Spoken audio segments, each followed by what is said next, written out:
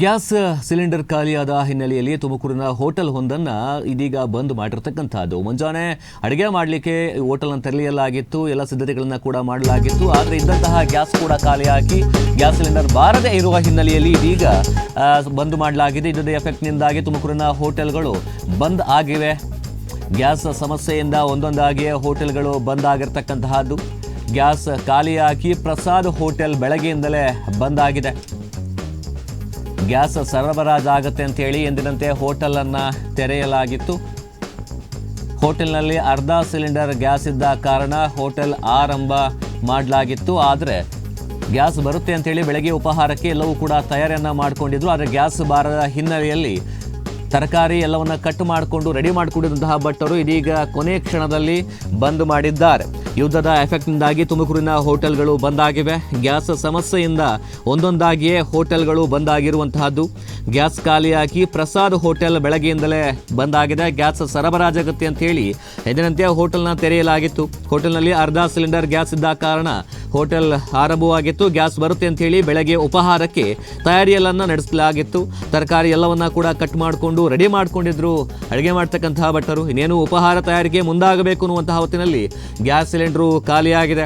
Gas ಬರುತ್ತೆ ಅಂತ ಹೇಳಿ ಭರವಸೆಲಿದ್ದಂತಹ ಅಲ್ಲಿರ್ತಕ್ಕಂಥ ಸಿಬ್ಬಂದಿಗಳಿಗೆ ಬೇಸರ ಆಗಿದೆ. ಹೀಗಾಗಿ ಉಪಹಾರ ತಯಾರಿಕೆಗೆ ಸಿದ್ಧತೆಗಳನ್ನು ಮಾಡಿಕೊಳ್ಳಲಾಗಿತ್ತು. ಎಲ್ಲವನ್ನ ಕೂಡ ಅಷ್ಟಕ್ಕೆ ನಿಲ್ಲಿಸಲಾಗಿರುವಂತಹದ್ದು. ಗ್ಯಾಸ್ ಸಿಗದೇ ಇದ್ದ ಕಾರಣ ಹೋಟೆಲ್ ಬಂದ್ ಮಾಡಿರ್ತಕ್ಕಂಥ ಮಾಲೀಕರು ಮುಂಜಾನೆಯಿಂದಲೇ ಯುದ್ಧದ ಕಾರ್ಮೋಡದ ಒಂದು ಎಫೆಕ್ಟ್ ಈಗ ತುಮಕೂರು ಹೋಟೆಲ್ ಉದ್ಯಮಕ್ಕೂ ಕೂಡ ತಟ್ಟಿರುವಂಥದ್ದು.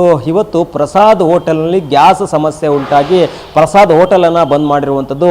ನಾನು ಈ ಒಂದು ಹೋಟೆಲ್ನ ಒಳಭಾಗದ ದೃಶ್ಯವನ್ನು ಕೂಡ ತೋರಿಸ್ತಾ ಹೋಗ್ತೀನಿ. ಇಲ್ಲಿ ಗ್ಯಾಸನ್ನು ಇಟ್ಟಿದ್ದಾರೆ, ನೀವು ನೋಡ್ಬೋದು. ಬೆಳಿಗ್ಗೆ ಒಂದು ಅಡುಗೆಗೆ ಅಂದರೆ ತಿಂಡಿಯನ್ನು ಮಾಡೋದಕ್ಕೆ ಸಿದ್ಧತೆಯನ್ನು ಕೂಡ ಮಾಡ್ಕೊಂಡಿದ್ರು. ಆ ನಿಟ್ಟಿನಲ್ಲಿ ಗ್ಯಾಸನ್ನು ಕೂಡ ಇಟ್ಕೊಂಡಿದ್ರು. ಈ ಒಂದು ಹೋಟೆಲ್ಗೆ ಪ್ರತಿದಿನಕ್ಕೆ 6 ಸಿಲಿಂಡರ್ ಅಗತ್ಯ ಇತ್ತು. ಆದರೆ ಇಲ್ಲಿ 3 ಸಿಲಿಂಡರ್ಗಳು ಮಾತ್ರ ಇರುವಂಥದ್ದು. ಬೆಳಿಗ್ಗೆ ಸಾಕಾಗ್ಬೋದು, ತಿಂಡಿಯನ್ನಾದರೂ ಮಾಡೋಣ ಇವತ್ತು ಅಂತ ಹೇಳಿ ಆ ನಿಟ್ಟಿನಲ್ಲಿ ತಯಾರಿಯನ್ನು ಕೂಡ ಮಾಡ್ಕೊಂಡಿದ್ರು. ಆದರೆ ಒಂದು ಗ್ಯಾಸ್ ಖಾಲಿಯಾದಂಥ ಹಿನ್ನೆಲೆಯಲ್ಲಿ ಈಗ ಬೆಳಿಗ್ಗೆಯಿಂದಲೂ ಕೂಡ ಹೋಟೆಲನ್ನು ಬಂದ್ ಮಾಡಿರುವಂಥದ್ದು. ನೀವು ಈ ಭಾಗದಲ್ಲಿ ದೃಶ್ಯವನ್ನು ಕೂಡ ನೋಡ್ಬೋದು. ಇಲ್ಲೆಲ್ಲ ತರಕಾರಿಯನ್ನು ಕೂಡ ಬೆಳಗ್ಗೆ ಕಟ್ ಮಾಡಿ ಈಗಾಗಲೇ ಇಟ್ಕೊಂಡಿರುವಂಥದ್ದು. ತಿಂಡಿ ಮಾಡೋ ನಿಟ್ಟಿನಲ್ಲಿ ನೋಡಿ, ಇಲ್ಲಿ ಹಸಿರುಗಾಯಿ ಅಂದರೆ ಹಸಿರು ಮೆಣಸಿನಕಾಯಿ ಇದನ್ನು ಕೂಡ ಕಟ್ ಮಾಡಿ ಇಟ್ಕೊಂಡಿದ್ದಾರೆ. ಹಾಗೆ ಒಂದಷ್ಟು ಸೊಪ್ಪು ಮತ್ತು ಇಲ್ಲಿ ತರಕಾರಿ ಇದೆಲ್ಲವೂ ಕೂಡ ರೆಡಿ ಮಾಡಿ ಇಟ್ಕೊಂಡಿದ್ರು. ಹಾಗೆ ಇಲ್ಲಿ ಕೂಡ ಸೊಪ್ಪನ್ನು ಇಟ್ಕೊಂಡಿದ್ರು. ನೋಡಿ, ಇದೆಲ್ಲವನ್ನ ಕೂಡ ಇಟ್ಕೊಂಡು ರೆಡಿಯನ್ನ ಮಾಡ್ಕೊಂಡಿದ್ರು. ಬೆಳಗ್ಗೆಗೆ ತಿಂಡಿಗಾದ್ರೂ ಒಂದಷ್ಟು ವ್ಯವಸ್ಥೆ ಮಾಡೋಣ ಅಂತ ಹೇಳಿ. ಆದರೆ ಏಕಾಏಕಿ ಗ್ಯಾಸ್ ಮುಗಿದೋಗಿದೆ. ಹೀಗಾಗಿ ಅಲ್ಲಿಗೆ ಸ್ಟಾಪ್ ಅನ್ನ ಕೂಡ ಮಾಡಿದ್ದಾರೆ. ನೋಡಿ, ಇಲ್ಲಿ ಸುಮಾರು 2 ಕ್ರೇಟ್ನಷ್ಟು ಈರುಳ್ಳಿಯನ್ನ ಕೂಡ ಹಚ್ಕೊಂಡಿದ್ದಾರೆ. 2 ಕ್ರೇಟ್ ಈರುಳ್ಳಿಯನ್ನ ಸಿದ್ಧತೆಯನ್ನ ಕೂಡ ಮಾಡ್ಕೊಂಡಿದ್ದಾರೆ. ಆದರೆ ಏಕಾಏಕಿ ಗ್ಯಾಸ್ ಖಾಲಿಯಾದಂಥ ಹಿನ್ನೆಲೆಯಲ್ಲಿ ಈಗ ಪ್ರಸಾದ್ ಹೋಟೆಲ್ ಬಂದ್ ಮಾಡಿರುವಂಥದ್ದು. ಗ್ಯಾಸ್ ಸಿಗದೆ ಅವರು ಬಂದ್ ಮಾಡಿರುವಂಥದ್ದು. ನಾನೀಗ ಇಲ್ಲಿ ಭಟ್ರು ಕೂಡ ಇದ್ದಾರೆ, ಅವ್ರನ್ನು ಕೂಡ ಮಾತಾಡಿಸ್ತಾ ಹೋಗ್ತೀನಿ. ವೀರೇಶ್ ಅಂತ ಹೇಳಿ. ಸರ್ ನಮಸ್ತೆ. ಬೆಳಿಗ್ಗೆ ಈಗ ಗ್ಯಾಸ್ ಖಾಲಿ ಆಗಿರುವಂಥ ನಿಮಗೆ ಗೊತ್ತಿತ್ತ ಸರ್ ಗ್ಯಾಸ್ ಖಾಲಿ ಆಗುತ್ತೆ, ಸಿದ್ಧತೆಯನ್ನು ಕೂಡ ಮಾಡ್ಕೊಂಡಿದ್ರಿ? ನಾವು ಮಾಮೂಲಿ ಸರ್ ಸಿಲಿಂಡರ್ ಬರುತ್ತೆ ಅಂದ್ಕೊಂಡಿದ್ವಿ. ಸಿಲಿಂಡರ್ ಇರುತ್ತಲ್ಲ ಅಂತೇಳಿ ನಾವೆಲ್ಲ ರೆಡಿ ಮಾಡಿದ್ವಿ. ಸಿಲಿಂಡರ್ ಇರಲಿಲ್ವಲ್ಲ, ಇನ್ನೇನು ಮಾಡೋದು? ಓನರ್ ಕೇಳಿದ್ದಕ್ಕೆ ಇಲ್ಲ ಸಿಲಿಂಡರ್ ಇಲ್ಲ, ಹೋಟ್ಲು ರಜೆ ಮಾಡೋಣ ಅಂದರು. ಅದಕ್ಕೆ ರಜೆ ಮಾಡಿದ್ವಿ ಸರ್. ಅಂದರೆ ಡೈಲಿ ಎಷ್ಟು ಸಿಲಿಂಡರ್ ಬಳಸ್ತಾ ಇದ್ರಿ ಸರ್? ನಮ್ಗೆ ಡೈಲಿ ಒಂದು 3 ಸಿಲಿಂಡರ್ ಬೇಕಾಗುತ್ತೆ. ಡೈಲಿ 3 ಸಿಲಿಂಡರ್ ಬೇಕು ನಮಗೆ. ಬೆಳಗ್ಗೆ, ಮಧ್ಯಾಹ್ನ, ಸಾಯಂಕಾಲ 3 ಟೈಮ್. ಬೆಳಗ್ಗೆ 6 ಗಂಟೆಗೆ ಸ್ಟಾರ್ಟ್ ಆದರೆ ರಾತ್ರಿ 8 ಗಂಟೆ ತನಕ ಇರುತ್ತೆ ಹೋಟ್ಲು. ನಮಗೆ 3 ಸಿಲಿಂಡರ್ ಬೇಕು ಸರ್. ಅಂದರೆ ಬೆಳಗ್ಗೆ ಎಷ್ಟು ಸಿಲಿಂಡರ್ ಇತ್ತು ಸರ್? ಒಂದು ಇತ್ತಾ ಅಂದು? ಇಲ್ಲ ಸರ್, ಒಂದು ಅರ್ಧನೇ ಇತ್ತು. ನಾವು ಅದಕ್ಕೆ ಬರ್ಬೋದಲ್ಲ ನೆಕ್ಸ್ಟ್ ಸಿಲಿಂಡರ್ ಅವ್ರಿಗೆ ಹೇಳಿದ್ವಿ. ಅವರಿಲ್ಲ, ನಮ್ಮ ಹತ್ರ ಸ್ಟಾಕ್ ಇಲ್ಲ, ನಾವು ಕೊಡೋಕ್ಕಾಗಲ್ಲ ಅಂದರು. ಅದಕ್ಕೋಸ್ಕರ ಮತ್ತೆ ಇನ್ನೇನು ಮಾಡೋದು, ಹೋಟ್ಲು ಕ್ಲೋಸ್ ಮಾಡೋಣ ಅಂತ ಓನರ್ ಹೇಳಿದ್ರಲ್ವ, ಅದಕ್ಕೇನು ರೆಡಿ ಮಾಡಲಿಲ್ಲ. ಏನೆಲ್ಲ ಸಿದ್ಧತೆ ಮಾಡ್ಕೊಂಡಿದ್ರಿ ಸರ್? ಇನ್ನೇ ಅದೇ ಸರ್, ಎಲ್ಲ ಈರುಳ್ಳಿ ಎಲ್ಲ ಬಿಡಿಸಿಟ್ಟಿದ್ವಿ, ಎಲ್ಲ ರೆಡಿ ಮಾಡ್ಕೊಂಡಿದ್ವಿ. ಮತ್ತೀಗ ಗ್ಯಾಸ್ ಇಲ್ಲ ಅಂದರೆ ಹೆಂಗೆ ಸರ್ ಮಾಡೋಕ್ಕಾಗುತ್ತೆ? ಅದಕ್ಕೋಸ್ಕರ ಇನ್ನೇನು ಮಾಡೋದು ಅಂತೇಳಿ ಎಲ್ಲ ಕ್ಲೋಸ್ ಮಾಡಿದ್ದೀವಿ. ಈಗ ಸಿಲಿಂಡರ್ ಬರುವಂಥ ಭರವಸೆನ ಕೊಟ್ಟಿದ್ದಾರೆ ಸರ್? ಇಲ್ಲ, ಇನ್ನೇ ಯಾರು ಭರವಸೆ ಕೊಟ್ಟಿಲ್ಲ ಸರ್. ಸಿಲಿಂಡರ್ ಒಂದಮೇಲೆ ತಿರ್ಗಾ ಮತ್ತೆ ರೀಓಪನ್ ಮಾಡ್ತೀವಿ ಹೋಟ್ಲು ಅಂತ ಯಜಮಾನ್ ಹೇಳಿ. ಸಿಲಿಂಡರ್ ಬರಬೇಕು, ಯಜಮಾನ್ರು ಹೇಳ್ತಾರೆ. ಅವಾಗ ನಾಳೆಯಿಂದ ಮಾಡೋಣ, ನಾಡ್ದಿಂದ ಮಾಡೋಣ, ಅವ್ರು ಯಾವತ್ತಿಂದ ಹೇಳ್ತಾರೆ ಅವತ್ತಿಂದ ತಿರ್ಗಾ ಓಪನ್ ಮಾಡ್ತೀವಿ. ನಿಮಗೆ ಗೊತ್ತಿತ್ತಾ ಸರ್ ಏನಾದರೂ ಈ ಥರ ಗ್ಯಾಸ್ ಖಾಲಿ ಆಗ್ಬೋದು ಅಥವಾ ಕಲ್ಪನೆ ಇತ್ತ ಸರ್? ಯಾಕಂದರೆ ಯುದ್ಧದ ಕಾರ್ಮೋಡ ಈಗ ಆಲ್ರೆಡಿ ಹೋಟೆಲ್ ಉದ್ಯಮದ ಮೇಲೆ ಪರಿಣಾಮ ಬೀರ್ತಾ ಇರುವಂಥದ್ದು ಸರ್. ನಿಮಗೆ ಒಂದಷ್ಟು ಅಡುಗೆ ಭಟ್ರಾಗಿ ಇಲ್ಲ ಗ್ಯಾಸ್ ಖಾಲಿ ಆದರೆ ಏನು ಮಾಡ್ಬೋದು, ನಾವೇನು ಮಾಡಬೇಕು ಅನ್ನೋದು ಒಂದಷ್ಟು ಆ ಥರದ ಆತಂಕ ಇರಲಿಲ್ವ ಅನ್ನೋದು? ಸರ್, ಆ ಥರ ಏನು ನಮಗೇನು ಐಡಿಯಾ ಇರಲಿಲ್ಲ ಸರ್.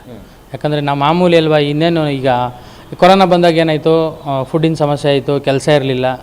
ಆವಾಗ ಒಂಥರ ಇದನ್ನು ನಾವೆಲ್ಲ ಎದುರಿಸಿದ್ವಿ. ಈ ಥರ ಆಗುತ್ತೆ ಅಂತ ನಮ್ಗೆ ಗೊತ್ತಿರಲಿಲ್ಲ ಸರ್. ಸಿಲಿಂಡ್ರು ಹಿಂಗೆ ಖಾಲಿ ಆಗುತ್ತೆ, ಸಿಲಿಂಡರ್ ಸಿಗಲ್ವಾ. ಈಗ ನೆಕ್ಸ್ಟ್ ನೋಡಿ, ನಮ್ಗೆ ಎಷ್ಟು ಈಗ ಇದೇ ಹೋಟ್ಲು ನೆಚ್ಕೊಂಡು ಎಷ್ಟು ಜನ ಕೆಲಸ ಮಾಡ್ತಾರೆ. ಈಗ ಅವರೆಲ್ಲ ಏನು ಮಾಡಬೇಕು ಜೀವನಕ್ಕೆ? ಅದೊಂದು ಸಮಸ್ಯೆ ಆಗಿದೆ ನಮಗೆ ಈಗ ಅಷ್ಟೇ. ಈಗ ಒಂದು ಸರ್, ಇವತ್ತು ಏನೋ ಕೆಲಸಕ್ಕೆ ಬಂದಿದ್ದೀರಾ, ಇವತ್ತು ನಿಮಗೆ ಒಂದಷ್ಟು ದುಡಿಮೆ ಸಿಗ್ಬೋದು, ಯಾಕಂದರೆ ಏಕೈಕ. ನಾಳೆಯಿಂದ ಗ್ಯಾಸ್ ಎಲ್ಲ ಖಾಲಿ ಆಗಿಬಿಟ್ಟು ಇಡೀ ಹೋಟೆಲ್ನ ಬಂದ್ ಮಾಡಿಬಿಟ್ರೆ ನಿಮ್ಗೆ ಒಂದಷ್ಟು ಆರ್ಥಿಕ ಹೊಡೆತ ಬೀಳುತ್ತಲ್ವ ಸರ್? ಸರ್ ಖಂಡಿತ ಆರ್ಥಿಕ ಹೊಡೆತ ಬೀಳುತ್ತೆ ಸರ್. ಮತ್ತೆ ಏನು ಮಾಡೋದು ಅವಾಗ? ಇನ್ನೇನು ಮಾಡ್ತೀವಿ ನೋಡ್ಬೇಕು. ಅವಾಗ ಇನ್ನು ಯಾವಾಗ ತಿರ್ಗಾ ಸಿಲಿಂಡ್ರ್ ಬರುತ್ತೋ ಅಲ್ಲಿವರೆಗೂ ಕಾಯಬೇಕಾಗುತ್ತೆ. ಮತ್ತು ಈಗ ಓನರು ಏನು ಮಾಡೋಕ್ಕಾಗುತ್ತೆ? ಅವ್ರ ಕೈಲೂ ಏನು ಮಾಡೋಕ್ಕಾಗಲ್ಲ. ಸಿಲಿಂಡ್ರ್ ಬಂದರೆ ಅವ್ರು ಓಪನ್ ಮಾಡ್ತಾರೆ. ಈಗ ನಾವು ಅವ್ರನ್ನೂ ದೂರಕ್ಕಾಗಲ್ವಲ್ಲ. ಸಿಲಿಂಡ್ರ್ ಬಂದಮೇಲೆ ಅವರು ಓಪನ್ ಮಾಡ್ತಾರೆ, ನಾವು ಬಂದು ನಮ್ಮ ಕೆಲಸ ನಾವು ಮಾಡ್ತೀವಿ. ಎಸ್, ಇದು ತುಮಕೂರಿನ ಹೋಟೆಲ್ ಉದ್ಯಮಕ್ಕೂ ಕೂಡ ಈಗ ಯುದ್ಧದ ಎಫೆಕ್ಟ್ ತಟ್ಟಿರುವಂಥದ್ದು. ಈಗಾಗಲೇ ಏನು ಬೆಳಗ್ಗಿಂದಲೂ ಕೂಡ ಈ ಒಂದು ಪ್ರಸಾದ್ ಹೋಟೆಲನ್ನು ಬಂದ್ ಮಾಡಿರುವಂಥದ್ದು. ಒಟ್ಟಾರೆ ಒಂದೊಂದೇ ಕೂಡ ತುಮಕೂರು ನಗರದಲ್ಲೂ ಕೂಡ ಹೋಟೆಲ್ಗಳು ಬಂದ್ ಆಗ್ತಾ ಇರುವಂಥದ್ದು. ವಿಡಿಯೋ ಜರ್ನಲಿಸ್ಟ್ ನಾಗರಾಜ್ ಜೊತೆ ಗಿರೀಶ್, ಪ್ರಗತಿ ಟಿವಿ ತುಮಕೂರು. ಯುದ್ಧದ ಕಾರ್